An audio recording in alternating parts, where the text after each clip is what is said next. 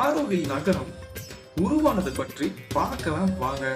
சுமார் 1930ஆம் ஆண்டு தொடக்கத்தில் மனித இன ஒற்றுமையை சோதித்து பார்ப்பதற்காக மீரா அல்பாசா என்கிற ஸ்ரீ அன்னைக்கு இத்தகைய நகரத்தை உருவாக்க வேண்டும் என கனவில் தோன்றியதா சொல்றாங்க. இத மெய்ப்பிக்கும் வகையில் 1960ஆம் ஆண்டு மத்தியில் பாண்டிச்சேரி ஸ்ரீ அரவிந்தோ ஆசிரமம் இது போன்ற நகரத்தை உருவாக்க வேண்டும் என ஸ்ரீ அன்னையிடம் தெரிவித்தது.